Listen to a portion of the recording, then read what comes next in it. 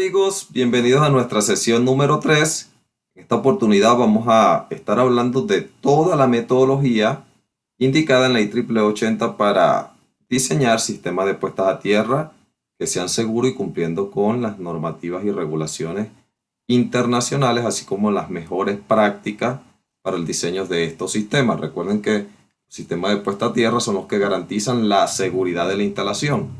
Entonces debemos ser muy cuidadosos a la hora de aplicar los criterios que van a permitir el diseño de estos sistemas y por supuesto aplicar la metodología correcta. ¿Ok? Entonces en esta sesión estaremos hablando de todos esos temas importantísimos a la hora de diseñar el sistema de puestas a tierra de nuestra instalación. Dentro de lo que es diseño de puesta a tierra, yo les comentaba cuando les mostré el contenido del curso que tenemos una secuencia que seguir. Y esa secuencia es obtención de los datos de campo, de campo que tenemos que obtener, la resistividad del suelo y el área de implantación que tengo disponible para hacer la malla. Esa área por lo general es el mismo tamaño de la instalación que se está construyendo. Luego, en el paso 2, selecciono los conductores y el material a utilizar. Esa selección depende de los niveles de cortocircuito y del tipo de suelo que tengamos, si es un suelo muy corrosivo, ¿no?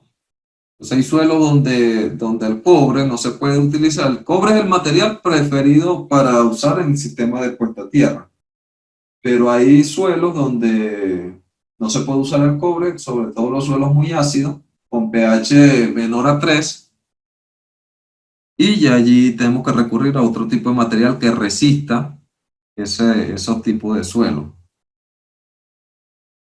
Okay, pero por lo general el material preferido es el cobre, y ya allí seleccionamos el calibre. La norma peruana nos indica que el calibre mínimo debe ser 70 milímetros cuadrados, ¿verdad? Que ese es un conductor dosero.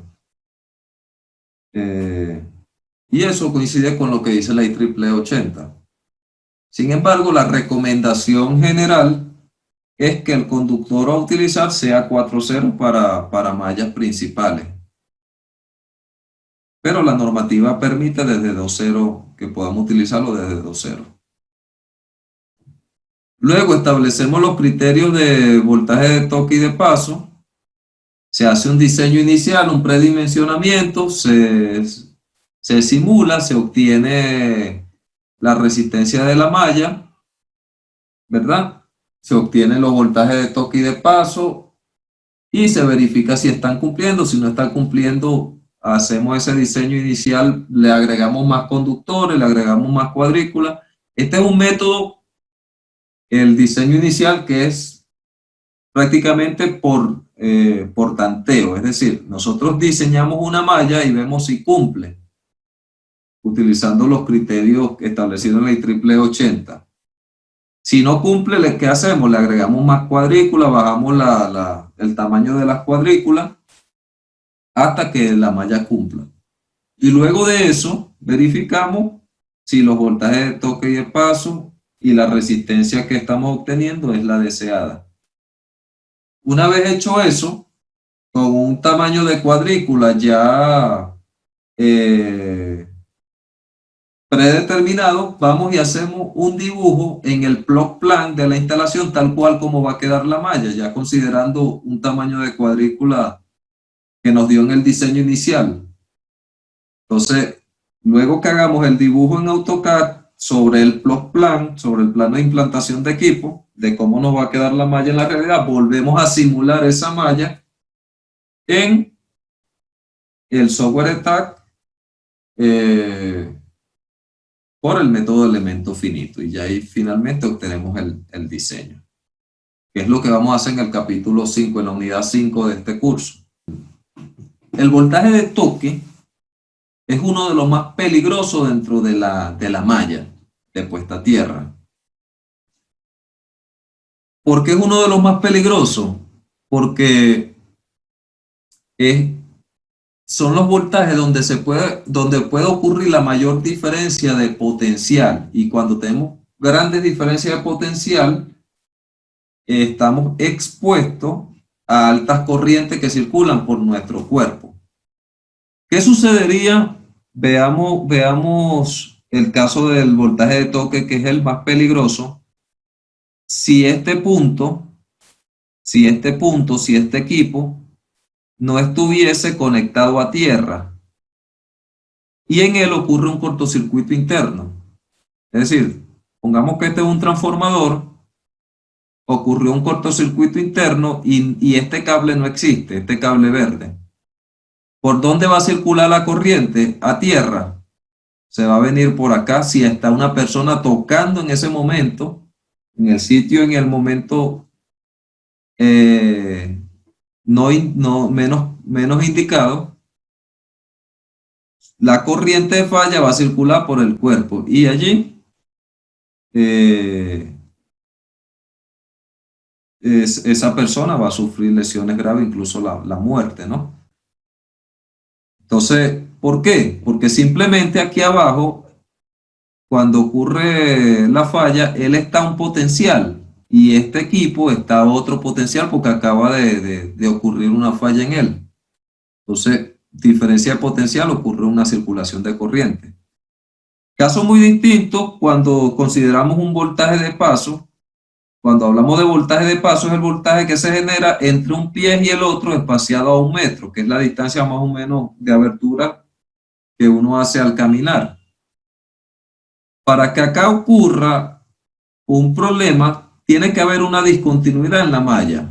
Y eso es muy difícil que ocurra. Sin embargo, en la construcción, lo que yo les decía, si durante la construcción nosotros hacemos una malla y después alguien la corta para meter una tubería y no se vuelve a unir, esos son puntos discontinuos que cuando la malla está en funcionamiento va a representar un peligro, y es un peligro oculto porque no lo estamos viendo. Pensamos que esa malla está correctamente hecha, pero alguien la cortó en algún punto y allí hay una discontinuidad de estos potenciales. Entonces este pie va a estar un potencial diferente al de este y va a haber una circulación de corriente entre los dos pies, que puede vencer el umbral permitido por las personas, que lo vamos a ver más adelante, que es de 30 miliamperios, ¿cierto? Entonces esa circulación de corriente puede dañar órganos, ¿verdad? O puede ocasionar la muerte.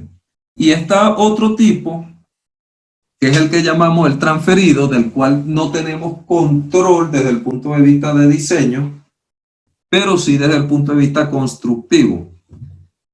¿Qué sucede con este tipo de voltaje transferido? Es un voltaje que se genera en una localización lejana de la malla, es decir, en un sitio donde no existe malla. Es decir, digamos que esta persona o un equipo o lo que sea está parado en un lugar y la malla de puesta a tierra de esta subestación termina acá. Termina acá, él está parado fuera en un lugar donde no hay malla de puesta a tierra de esta subestación. Puede que exista otra malla y esté parado en otra instalación con una malla que no está conectada a la de este lado. ¿Qué va a pasar? Él está a un potencial diferente al que está esta subestación. En condiciones normales, ese potencial se aproxima a cero y este también, y no hay voltajes transferidos peligrosos, pero cuando ocurre una falla, este potencial asume el voltaje del GPR, el ground potential rise. Digamos que puede llegar en una falla a entre 5.000 y 20.000 voltios, y aquí está en un potencial de referencia cero, y fíjense la cantidad de corriente que le va a pasar a él. Esto se da mucho cuando se llevan conductores de puesta a tierra a otras instalaciones para poner a un equipo a tierra y no se conecta esa tierra a la malla de referencia de esa instalación. Eso se ve muchísimo en las instalaciones industriales y traten de evitarlo porque lo que están colocando allí es una trampa. Me explico. Tengo dentro de una instalación una malla de puesta a tierra y de un tablero saco un cable que va a otra instalación, ¿verdad? Es decir, puede ser que por la misma ruta de cable de potencia llevan la puesta a tierra a otro tablero. Pero cuando está muy lejano, cuando eso está muy lejano, es decir, muy lejano me refiero a que no está dentro de la misma área donde está la malla de tierra de esa instalación de donde yo estoy sacando la potencia. Cuando está fuera del sitio donde está la malla puesta a tierra, yo lo que estoy haciendo al momento de una falla es transfiriendo ese potencial por ese cable. Y si allá no está conectado a tierra física, a la malla de esa instalación, estoy cometiendo un grave error. Lo que estoy llevando para allá es un punto de potencial. Entonces, la norma, vamos a ver cuando analicemos la IEEE 80, que ese caso que le estoy comentando lo considera la norma como un caso de alta peligrosidad y en caso de que se requiera llevar, se debe colocarle una etiqueta, algún tipo de identificación para que no se toque ese punto. Y eso lo especifica la norma claramente. No tocar, peligro de muerte. Es decir, este es un punto de puesta a tierra, pero que viene de otro sitio y que en condiciones normales no representa un peligro, pero nosotros no sabemos en qué momento vaya a ocurrir una falla en el sitio de donde viene ese conductor y transfiero ese potencial acá. Entonces sí se entendió el concepto de los tres tipos de voltaje que pueden existir. Entonces, los dos más peligrosos son el de toque y el transferido. El de paso, por lo general no es peligroso porque tenemos el mismo potencial entre pies y pies, a menos que haya una mala construcción del sistema de puesta a tierra, que existan esas discontinuidades que les mencioné.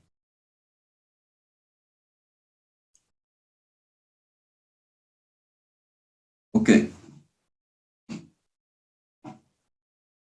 Y acá tenemos la definición de lo que es una tensión de contacto, que es el mismo voltaje de paso, tensión de contacto es el mismo voltaje de toque que les estaba hablando ahorita, que es cuando se toca un equipo y estás parado sobre la malla de puesta a tierra. Y en ese momento ocurre una falla en el equipo y esa corriente circula por tu cuerpo. Entonces hay dos formas de hacerlo, te lo dice la norma, considerando un peso de 50 kilogramos y un peso de 70.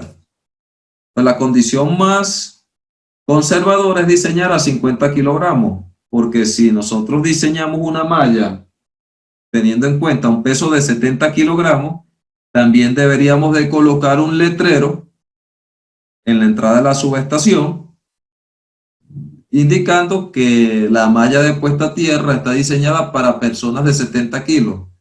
Que los flaquitos no podemos entrar a esa subestación porque corremos el riesgo ante una falla de no resistir las tensiones de toque que se generen allí.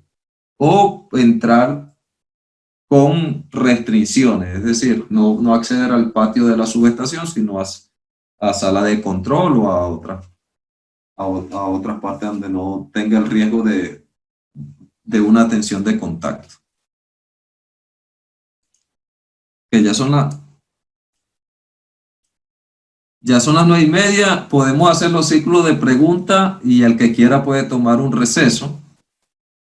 Por acá me pregunta Junior. Junior me hizo dos preguntas. Una, que cómo se miden las tensiones de toque y de paso. Todavía no lo hemos visto, Junior, ya lo vamos a ver. Aquí en una lámina les muestro los equipos que se utilizan para realizarlo. Básicamente, estos equipos lo que hacen es inyectar una corriente a la malla y se miden estos voltajes de toque y de paso como resultado del paso de esa corriente. Y lo otro es que ¿qué pasa si una persona pesa más de 70 kilogramos? Mejor. Es decir, la condición más desfavorable es la que pese menos. Las personas con mayor peso tienden a tolerar más corriente en su cuerpo. Entonces, ¿por qué la norma escoge 50 y 70? Porque 50 ya es un caso crítico y 70 es el promedio, un promedio de lo que pesa la mayoría de las personas. Por acá me pregunta David Elguera, ¿bajo qué criterio se decide el tipo de tierra? ¿Con resistencia inductivo, capacitivo? El criterio, básicamente, David, está en una tabla que nos indica la normativa internacional. Esa tablita la vamos a ver en la clase número 2, pero te adelanto. Más que todo, esa tabla y las recomendaciones salen es por los niveles de corriente que se generan ante una falla, los niveles de cortocircuito. Entonces, y allí es donde se toman esos criterios básicamente. Pero de modo práctico, para no entrar dentro de lo que es el desarrollo teórico del asunto, existen unas tablas en la normativa donde te dice si la tensión es menor a 1000 voltios, sólidamente a tierra, si está entre 2300 y 4600 con resistencia, si es de 13.2 a 34.5 puede ser con resistencia o con inductancia. Eso es lo que básicamente nosotros tomamos de forma práctica para realizar para obtener el criterio del tipo de puesta a tierra que se utiliza. Por acá me pregunta Ronald, ¿influye en algo utilizar un peso de 70 kilogramos? Me refiero a que los resultados puedan reflejarse en el aumento del calibre. No tiene nada que ver con el calibre, Ronald. Ya ahorita lo que pasa es que nos agarró las 9:30, pero eso lo voy a explicar en este momento que se reincorpore. Fíjense la fórmula. Tiene que ver más que todo es con los tiempos de despeje. Los tiempos de despeje de la falla y con la corriente que circula por el cuerpo humano. O sea, es decir, una persona que pesa 50 kilogramos o menos, la corriente que puede tolerar por su cuerpo es menor que la de una persona que pesa 70. Fíjate que la fórmula acá en pantalla lo tiene,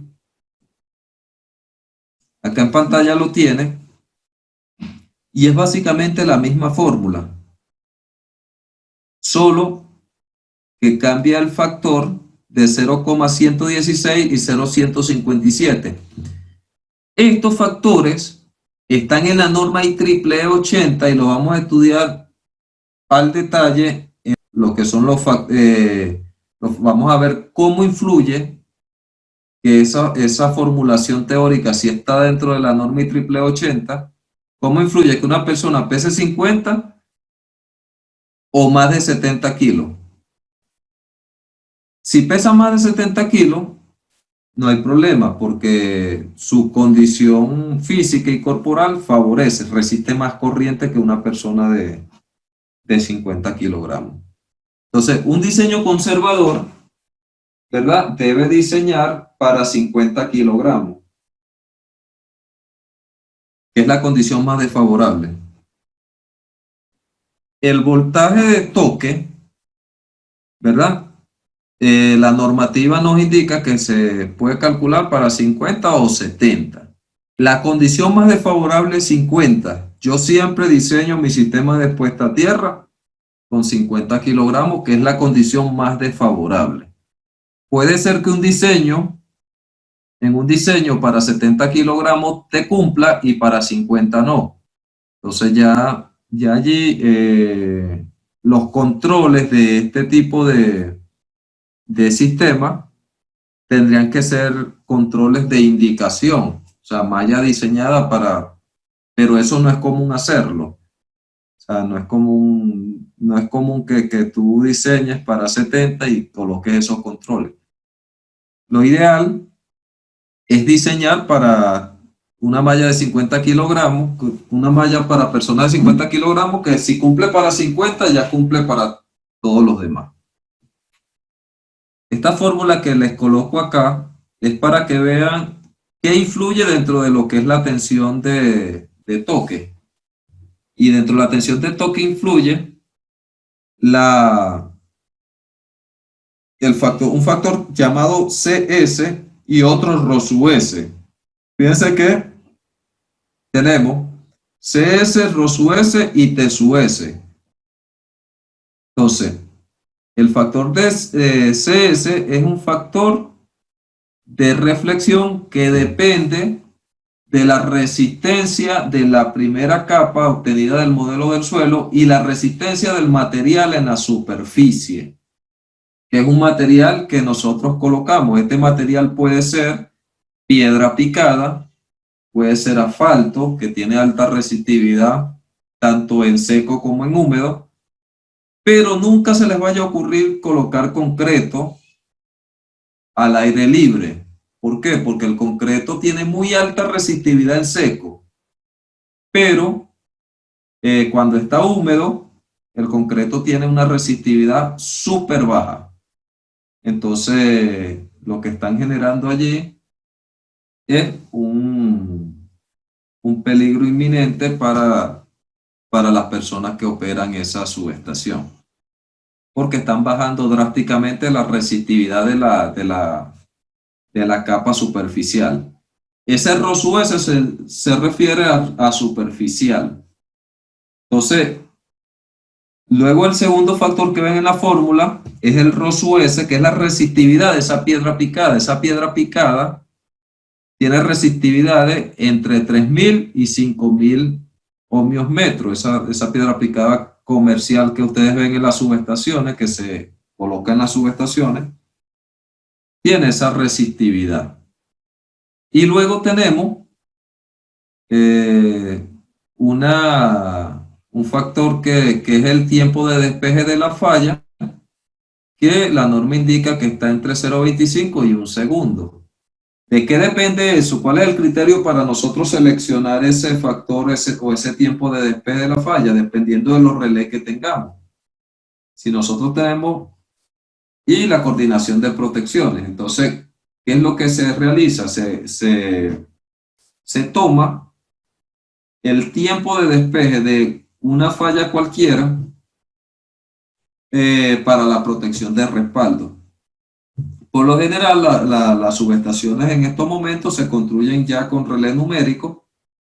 Esos relés tienen tiempo de despeje de falla desde los 25 milisegundos, que sería 0,25 segundos, pero la coordinación de protecciones en zona 2 se coordina sumándole entre 100 y 150 milisegundos adicionales. Entonces estamos hablando de 350 a 400 milisegundos los tiempos mínimos de despeje de falla. La normativa peruana indica que se debe considerar 500 milisegundos. Entonces, eso coincide con lo que manejan los relés numéricos actualmente. Pudiese ser menos, justificándolo claramente con el estudio de coordinación de protección y de despeje de la falla. Porque esto incide directamente en los voltajes de toque y de paso. A mayor tiempo de despeje, mayor van a ser estos valores. Entonces, por lo general, dentro del software, uno de los factores que nosotros podemos ver es ese tiempo de despeje de la falla. Pero hay que tener mucho cuidado porque cuando nosotros movemos estos tiempos sin tener el criterio bien acentuado, podemos cometer errores que, que pueden costarle la vida a una persona. Yo he visto diseños donde el tiempo de despeje lo colocan de 0,1 segundo y claramente ahí se observa que quien lo hizo fue para lograr obtener voltaje de toque tolerables porque no les estaba cumpliendo, ¿no? Cuando hicieron la simulación no le daban y comenzaron a tantear con el tiempo de despeje. Pero no hay ningún relé comercial que despeje en 100 milisegundos. ¿Por qué? Porque los relés numéricos son muy rápidos. Pueden despejar a partir de los 50 milisegundos. Sí, pero eso es el relé, es la orden que manda el relé. Pero él tiene que mandarle una orden al interruptor y el interruptor también tiene un tiempo de apertura. Y ese tiempo de apertura puede estar entre los 150 milisegundos. Y es por eso que sumándole el tiempo que se tarda el relé más el interruptor, llegamos a los 200 milisegundos y, y ya eso sería como que lo más mínimo de los relés más actuales que tenemos y de los interruptores más rápidos que hay. Una combinación de un relé y un interruptor muy rápido puede darte 200 milisegundos. Y una coordinación de protecciones de 100 milisegundos entre primera y segunda zona son 300 milisegundos lo mínimo que se puede obtener para despeje de falla. Entonces, tiempos menores a 300 milisegundos en la práctica no existen. Entonces, tengan mucho cuidado con colocar un tiempo de despeje de falla que sea menor a los 300 milisegundos porque eso no existe. Ahora vamos con el voltaje de paso. El voltaje de paso, fíjense que la fórmula tiene involucrada los mismos factores.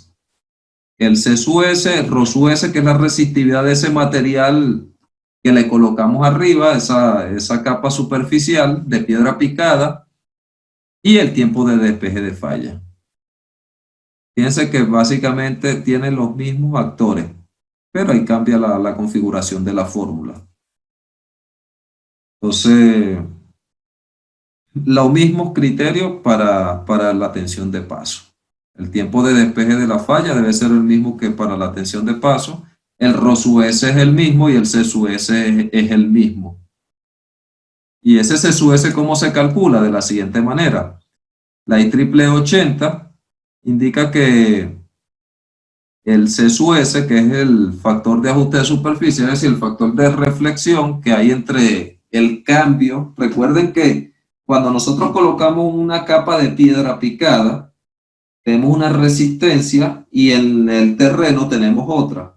Entonces ese factor de reflexión, ¿verdad? Por el cambio de impedancia, es lo que representa el valor de C sub S. Y esta es la fórmula. Entonces, ¿qué parámetros están involucrados acá? Esto es transparente para nosotros cuando diseñamos por el software. Yo les muestro la fórmula, es para que sepan qué factores influyen este tipo, en los cálculos, qué es lo que está haciendo el programa internamente, ¿cierto? Entonces, el factor de reflexión depende de la resistividad de la primera capa del suelo y la resistividad de la capa de superficie de esta piedra picada que le estamos colocando. Y también de la altura, ¿verdad? De la altura o del espesor de esa capa de piedra picada que le colocamos. Entonces, el software les pide, o nos pide, nos indica que le introduzcamos cuál es la resistividad de la piedra picada, que es el Rho sub S, y cuál es la altura de esa piedra picada. También he visto acá muchos errores desde el punto de vista de diseño, donde esa altura la ponen de 1 metro, 2 metros, simplemente para forzar a que el voltaje de toque y de paso le dé, porque a medida que yo aumento este valor, el C sub S disminuye y eso influye directamente en la fórmula de voltaje de toque y de paso porque es proporcional, está acá arriba. Si yo disminuyo el C sub S, bajo el valor de voltaje de toque y de paso. Pero eso es impráctico. Imagínense una subestación donde usted le coloquen 1 metro de piedra picada. Imagínate que mida 200 por 200 por 1 metro, serían 400 metros cúbicos de piedra picada. Eso es un dineral. Y además que la inestabilidad de cualquier equipo de izaje cuando vayamos a hacer algún mantenimiento, porque no hay una estabilidad allí del terreno. Entonces, la misma norma nos indica que ese espesor está entre los 8 centímetros y los 20 centímetros.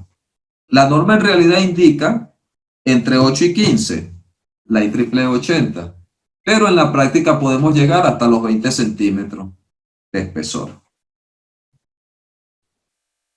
Y acá es como se calculaba el C sub S antes bajo el estándar IEEE 80 1986 y el estándar 665 de 1995, pero esto quedó abolido con la IEEE 80 2000, que ya va por la 2013, pero se conservó la misma fórmula.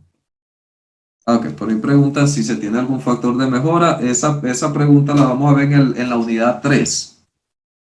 Es correcto, sí hay un factor de mejora y los mismos productos te lo indican.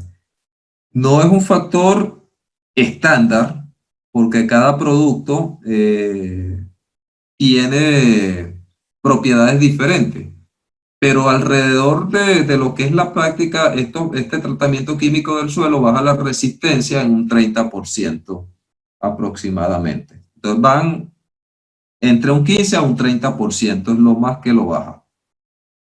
Tampoco es que el tratamiento químico hace milagros, que muchas personas pueden confundirse y decir, no, yo con tratamiento químico, no, el tratamiento químico, si la resistividad del suelo son muy altas, tampoco hace milagros. Él baja la resistividad, la resistencia total de una instalación entre un 15 a un 30% del valor obtenido, como si no le estuviese agregando ningún tratamiento químico. Pero eso lo vamos a ver en detalle en la unidad 3. Recuerda que acá estamos fijando, estamos apenas empezando, estamos fijando los conceptos básicos y las consideraciones generales para poder estudiar los siguientes capítulos al detalle, donde vamos a comenzar a entrar a detalle en cada tema. En la próxima sesión no te pierdas el análisis de normas a utilizar en el diseño de sistema de puesta a tierra. Muchas gracias por habernos acompañado en esta sesión. No te olvides dar like, suscribirte y compartir para llegar a más personas.